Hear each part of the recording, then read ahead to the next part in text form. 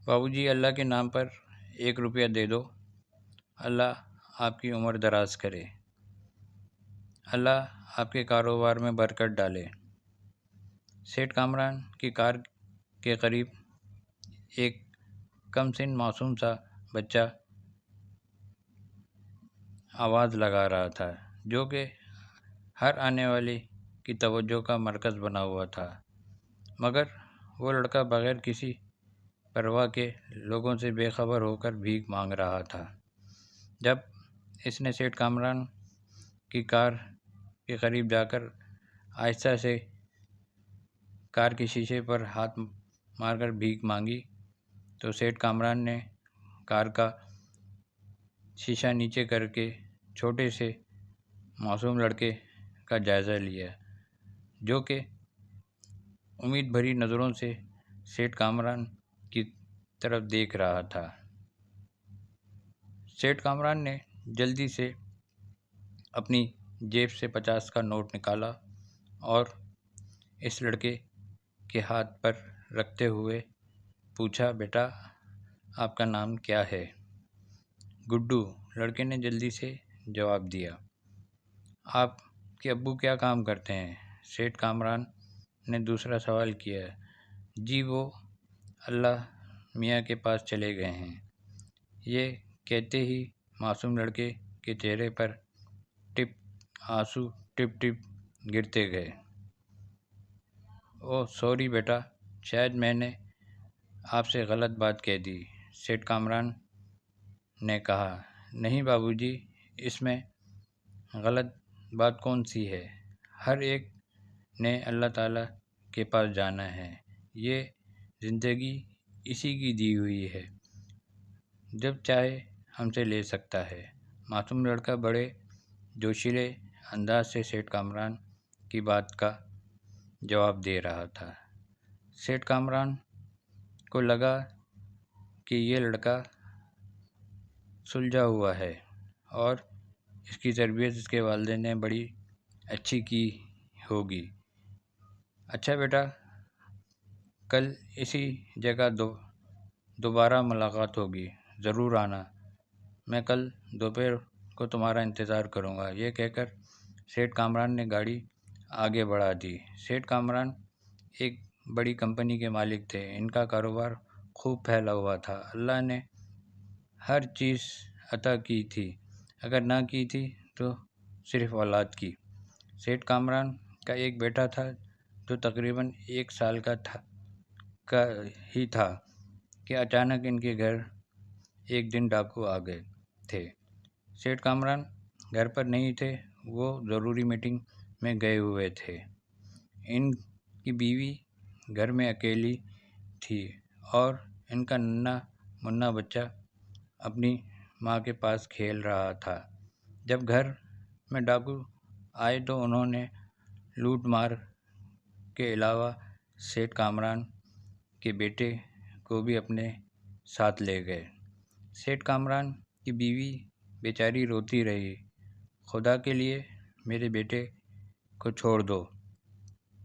اسی دوران ایک ڈاکو نے سیٹھ کامران کی بیوی کے سر پر بندوق کا بٹ مارا، جس سے وہ بے ہوش ہو کر گر گئیں اور ڈاکو سیٹھ کامران کے بیٹے کو اپنے ساتھ اٹھا کر لے گئے۔ سیٹھ کامران کی بیوی نے اپنے بچے کے بغیر ایک پل بھی نہیں رہتی تھیں۔ سیٹھ کامران اپنی بیوی کو تسلی دیتے کہ اگر اللہ نے چاہا تو ہمارا بیٹا ایک دن ضرور واپس آئے گا۔ سیٹھ کامران نے اپنے بیٹے کو ڈھونڈنے میں کوئی کسر نہیں چھوڑی تھی، ہر بڑے سے بڑے حکومت کے عہدیداروں کے پاس گئے مگر کوئی سنوائی نہ ہوئی۔ آخر کار سیٹھ صاحب کو اپنے بیٹے کی جدائی میں 6 سال کا عرصہ بیت گیا۔ بیگم کامران اپنے بیٹے کی جدائی میں ہر وقت روتی رہتی، جس سے وہ کافی کمزور ہو چکی تھیں۔ سیٹھ کامران کے پاس اپنی بیوی کو زبانی تسلی دینے کے علاوہ اور کچھ نہ تھا۔ لیکن آج سیٹھ صاحب جب ایک لڑکے سے ملے جو ان سے بھیک مانگ رہا تھا تو سیٹھ کامران کو عجیب سا محسوس ہوا، اور جب لڑکے نے ان کو بتایا کہ اس کا والد فوت ہو چکا ہے تو سیٹھ کامران کو دکھ کے ساتھ ساتھ خوشی بھی ہوئی تھی۔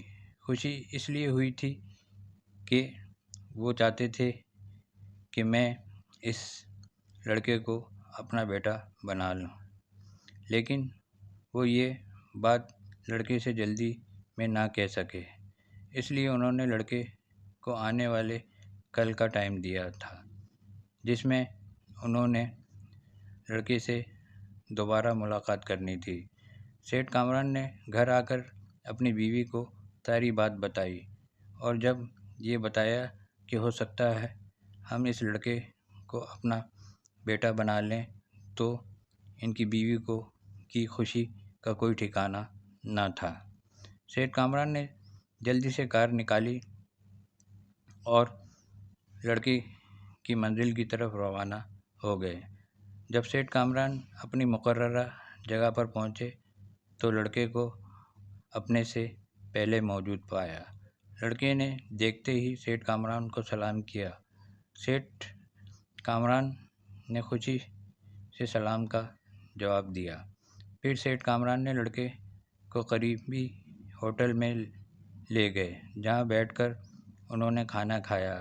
کھانا کھانے کے بعد سیٹھ کامران نے لڑکے سے پوچھا، بیٹا اب آپ کس کے پاس رہتے ہیں؟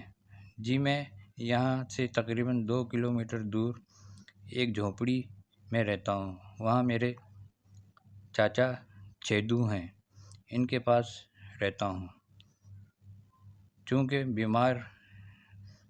بیمار ہیں اس لیے انہوں نے مجھے یہ کام کرنے کو کہا ہے۔ میں سارا دن بھیک مانگ کر رات کو اپنے چاچا کے لیے دوائی لے جاتا ہوں۔ کیا میں آپ کو اپنا بیٹا بنا سکتا ہوں؟ سیٹھ کامران نے دوسرا سوال کیا۔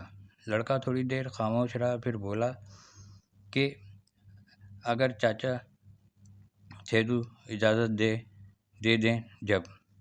یہ سنتے ہی سیٹھ کامران کے چہرے پر خوشی کی لہر دوڑ گئی۔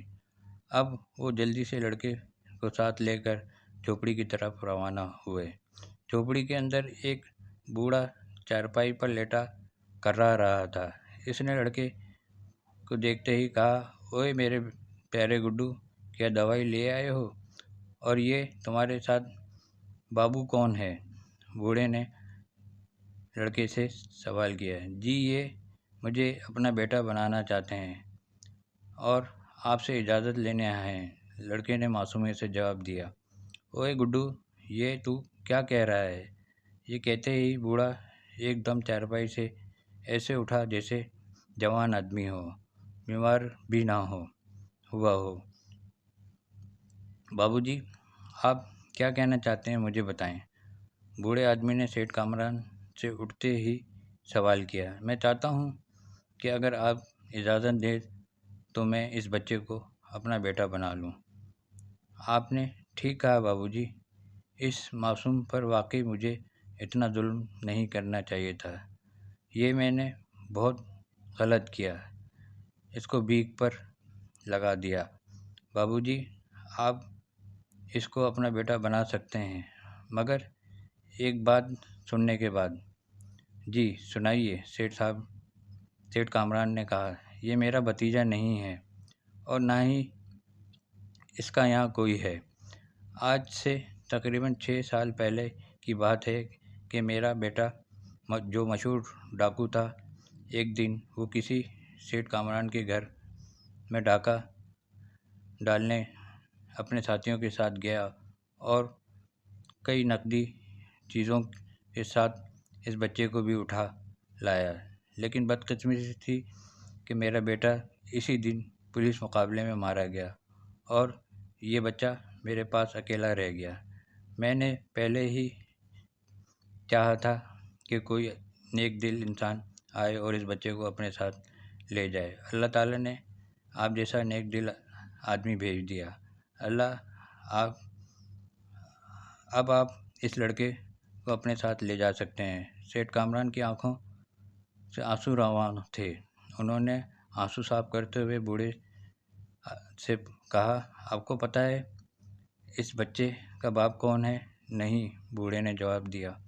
سیٹھ کامران نے کہا، اس لڑکے کا باپ میں ہوں۔ آپ نے جو بات مجھے بتائی وہ بالکل سچ ہے، اور واقعی آج سے 6 سال پہلے یہی واقعہ پیش آیا تھا۔ میں ہی سیٹھ کامران ہوں۔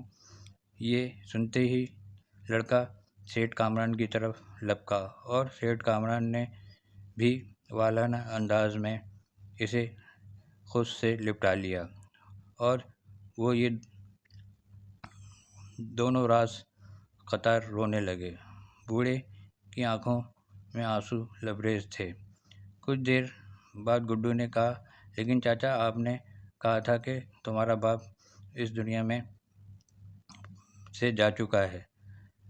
لڑکے نے بوڑھے سے سوال کیا۔ ہاں بیٹا، میں نے جھوٹ بولا تھا تاکہ تم بار بار اپنے باپ کے بارے میں نہ پوچھو، بوڑھے نے جواب دیا۔ اچھا بابو جی، اب آپ کا لڑکا آپ کو مل گیا ہے، اس لیے آپ اس کو ساتھ لے جا سکتے ہیں۔ اگر مجھے سزا دینا چاہیں تو مجھے منظور ہے۔ سزا تو آپ کو ضرور ملے گی، سیٹھ کامران نے کہا، اور وہ سزا یہ ہے کہ آپ میرے ساتھ میرے گھر جائیں گے اور میرے بیٹے کے دادا ابو بن کر رہیں گے۔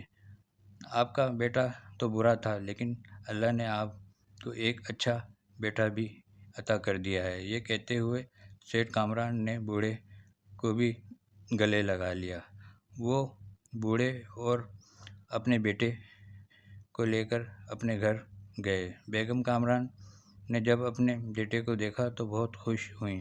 پھر یہ 4 افراد پر مشتمل چھوٹا سا گھرانہ ہنسی خوشی زندگی گزارنے لگا۔ پیارے بچوں، ہمیں بھی اللہ پر بھروسہ کرنا چاہیے۔ جو آدمی پریشانی کے باوجود اللہ پر بھروسہ کرتا ہے، وہ ایک نہ ایک دن اپنی منزل ضرور پا لیتا ہے، جیسے سیٹھ کامران نے اپنی منزل اپنے بیٹے کو 6 سال کے بعد بھی پا لیا تھا۔